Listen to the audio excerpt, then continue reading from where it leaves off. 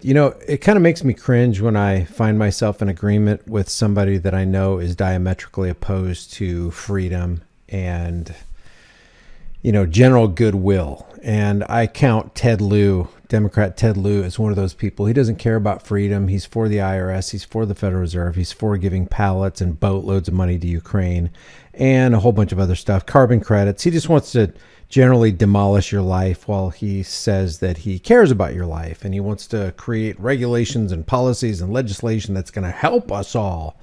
But it does the exact opposite. But he did say something the other day that I agreed with, and I was surprised I agreed with it, but they don't take it far enough and they don't really mean what they say. He said, no, Elon Musk way overpaid for Twitter and can basically do whatever he wants with it.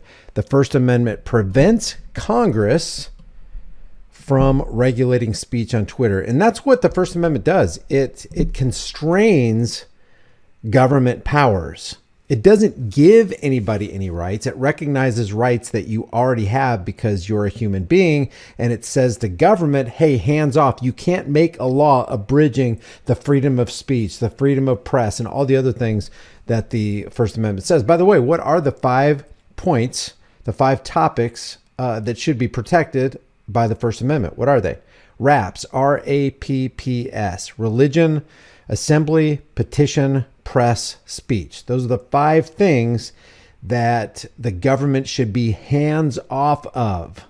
They can't speak into your life. They can't abridge them. They can't limit them. They can't infringe upon them, but they do. They're not supposed to be able to. So that's why I agree with Lysander Spooner, and I say it often. Whatever the Constitution may be, Lysander Spooner said, this thing is certain. This one thing is certain. It's either authorized such a tyrannical government and overreaching, overpowered, bloated government that we have, or it's been powerless to stop it. In either case, it's unfit to exist. And I agree. So he says that Musk way overpaid for Twitter. The First Amendment prevents Congress from regulating speech on Twitter, a private business. It is not government's role to tell Twitter who to ban, who to suspend, or who to promote. Amen. It is not government's role to tell anybody to do anything. But why don't you carry this out to its logical conclusion? It's not the government's role. First of all, government is a fictitious entity.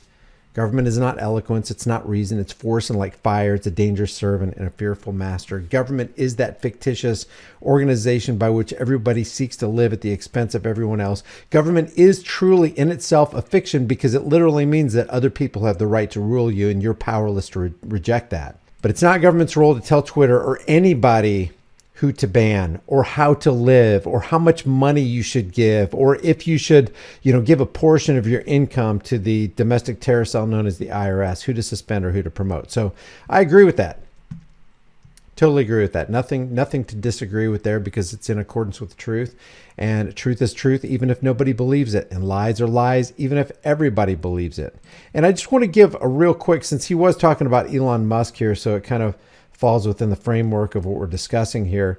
I want to remind you who Elon Musk is. Just like I said on a live stream the other day, you know how they introduce Alex Jones as conspiracy theorist Alex Jones. Well, we should say, anytime we introduce little Brian Stelter or Jakey the Snake Tapper or Oliver Darcy or any one of the counterfeit news network, Rachel Madcow, should we say, posh propagandist Rachel Madcow? Well, yeah, if you did say that, you would be speaking the truth. Well, if you introduce Elon Musk, I would say World Economic Forum young global leader Elon Musk. You can always preface it with that because it's true. Neuralink transhumanist Elon Musk. Yes, you can say that. Eat the bugs Klaus Schwab. But they don't do... They mainstream, fake stream CIA infiltrated Operation Mockingbird, MK Ultra Media doesn't do that because they have an agenda to push. And when they don't preface that for Elon Musk or a World Economic Forum leader, Klaus Schwab, or a Bill Clinton or a Hillary Clinton or a Joe Biden, it just shows you who they're beholden to. So when they say conspiracy theorist Alex Jones, they're basically saying, hey, you shouldn't listen to anything that he says. And you should discount everything he says. You should only listen to us, CNN and MSLSD say. So here's Elon Musk, just to remind you who he is and what he said and what he stands by. He said, to be clear, I am generally pro domestic terror cell FBI, recognizing, of course, that no organization is perfect, including the FBI. So Elon Musk, World Economic Forum, transhumanist, Neuralink, UBI, carbon tax credit, Elon Musk is also, add to the heap of evil, pro FBI. Something else that he said that should really concern the rest of us, to be clear. Remember, he said to be clear over here. He's not mincing words. He wants you to know directly what he means, that what he's saying is what he means. To be clear, I do support the VAXXs in general and the Convid 1984 by George Orwell VAXXs specifically. The science is unequivocal. You can't question it. Hey, it just is what it is. You can trust it, and you can trust the science. In very rare cases, there's an allergic reaction, but this is easily addressed with an EpiPen. This same carbon tax credit, universal basic income guy said, long term, it's about coupling the collective will of humanity to AI. If that is not freaky startling, I don't even know what is. Short term, it's about improving the lives of those with brain or spine problems. Guys, it sounds good. If I had a brain or spine problems that could be corrected by a chip and improve my life and my quality of life and the quality of my family's life and limit any kind of short-term or long-term care to take the pressure off my family members who are taking care of me, wow, that sure sounds appealing. But that's the short term. This is the foot in the door so that he can sell you on the idea of the long-term objective of these computer chips in your brain. Long term, it's about coupling the collective will of humanity to AI. This is who we're talking about.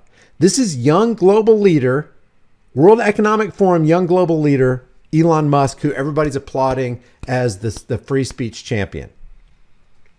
Don't forget that. Don't forget that. Don't let your guard down. Don't start sipping on the Kool-Aid. Don't take the money out of your pocket so you can buy a ticket into the cult of personality. Don't cement yourself into cognitive dissonance. Don't shelve your critical thinking. Dust it off and sniff the smelling salts of reality and realize that these are people you absolutely cannot trust. If you've got somebody who supports and is pro-FBI, he's anti-American.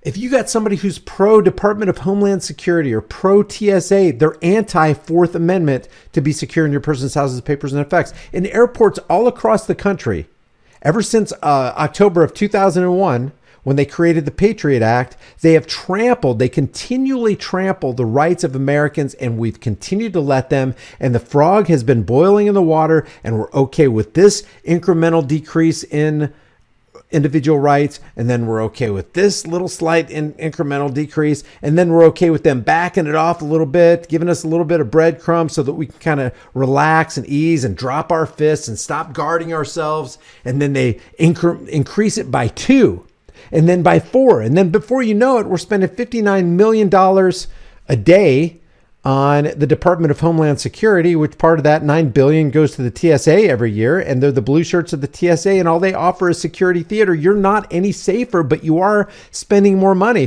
which means your dollar is buying less and less. It's diminished in value. That's why you have to use more and more dollars to buy food. All this plays a part in it, not to mention $69 million a day for NASA and all this nonsense. So when you're pro FBI, you're anti-American. When you are pro Convid 1984 by George Orwell VAXX, can you be pro-human? When you are pro Neuralink, and yes, it sounds good and it's the foot in the door. Hey, if you have a brain or spinal problem, you're quadriplegic. Of course, you'd want this thing implanted in your brain so you can walk around now and hold your kids or whatever. It does sound good. It does sound appealing. It sounds like something everybody can get on board with. But that's just the sliver that they're giving you before they shove this horse pill of totalitarianism down your throat.